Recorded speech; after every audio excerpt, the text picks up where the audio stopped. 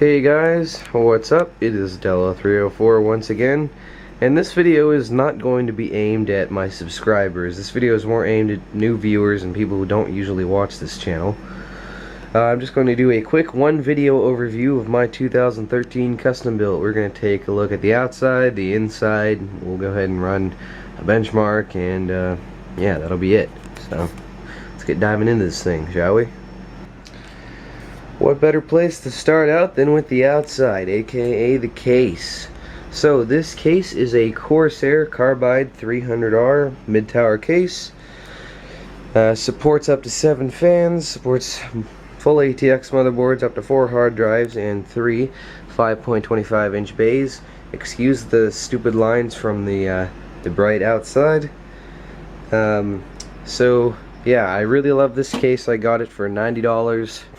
A few months ago, well, more than a few months ago, maybe like 6 or 7 months ago. But yeah, I really love this case.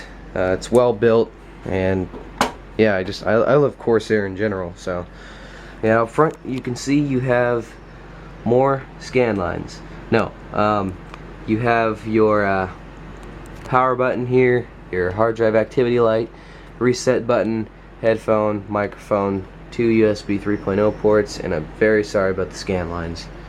I don't know what I can do about that. I'll see if I can figure something out. Maybe I can do that. Yeah, there we go. And then right here I just have one LG DVD burner drive. So yeah, and then there's 2 free bays down there. So like I said, supports up to 3 5.25-inch drives.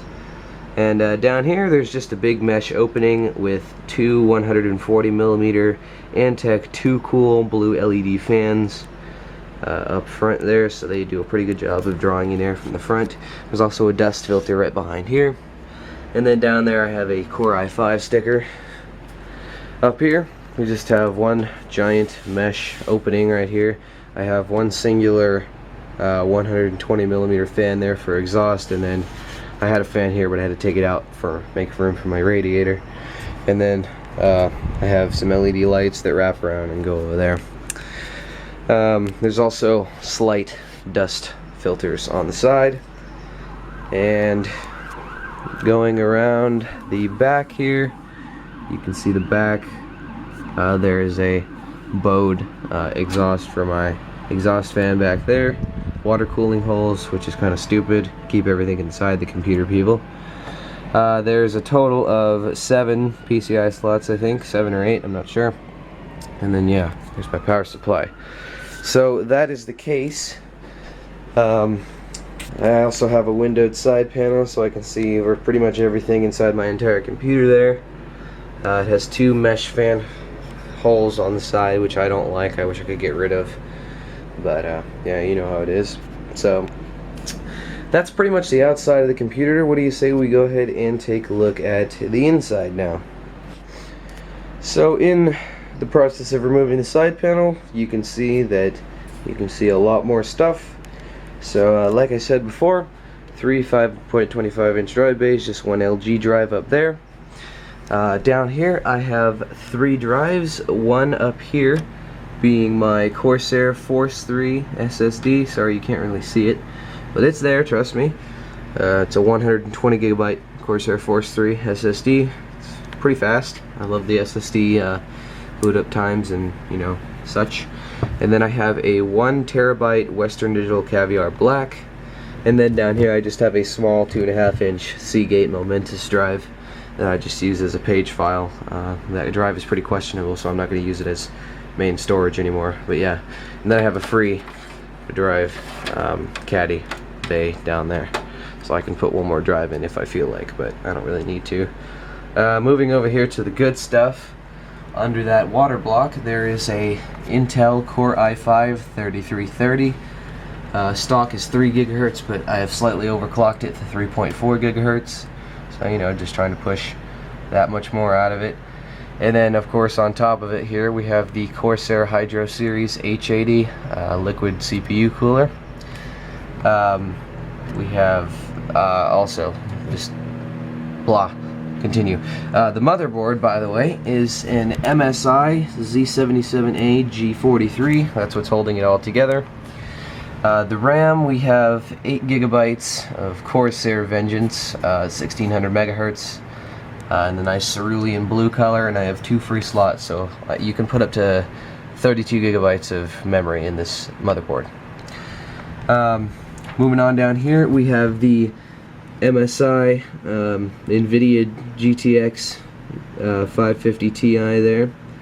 It's got the Cyclone 2 cooler. And then nVidia calls it the N550 GTX Ti, which they just kind of like, you know, moved it around. It requires 1 6-pin, so there you go. There you go. I have a free PCIe slot. I could do Crossfire, can't do SLI. My motherboard doesn't support it.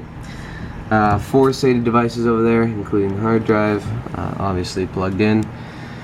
And yeah, so that's no review of that. Down here we have the the Corsair Enthusiast series TX650M power supply.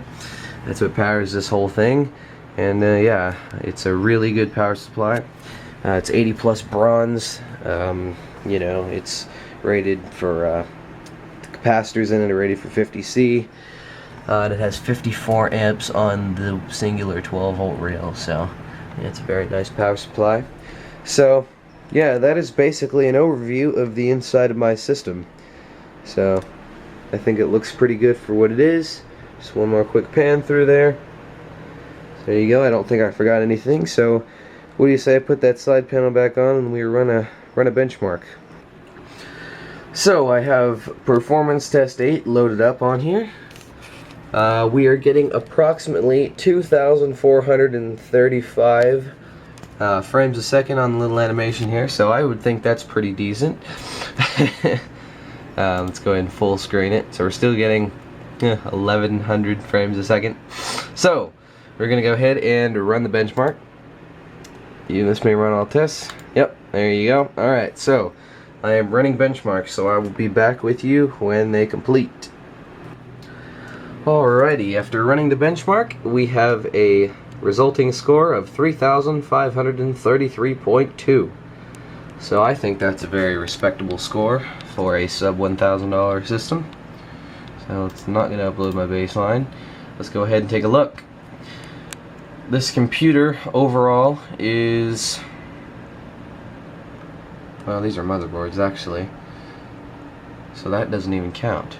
The CPU mark, let's see, we are about, that's an i7-920, that right there, so we're just about that much better. The 920 scored 5431, I got roughly 7,000 almost, so that's not bad. 2D graphics mark, I scored 802, so there's the card right there, 550 Ti, but mine's factory overclocked, so it's better. I don't know why I scored so high, because this is obviously not as, you know, oh, well, it's 2D, that could be too. So this performs better at 2D than a 680. I find that hard to believe. But down at the 2D isn't really what matters. 3D is what matters. So obviously it's going to be right on par with itself. So there's a 550 Ti, just a general one, and there's mine. Since I'm slightly overclocked, it's a little better. And then going down here to the memory mark, we got 2375, which is comparable to G-Skill, so except I got a little better, so I did better than all of these here. So that's good. That's that good Corsair memory. The SSD scored 2,486, so worse. I don't know. Just compare those scores. So it's about, you know, there's mine down there. So it's out here with the big boys. So yeah. And then here's more, just more in-depth.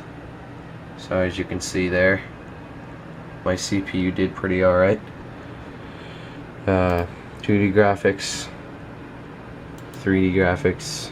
So there's my card. So it's,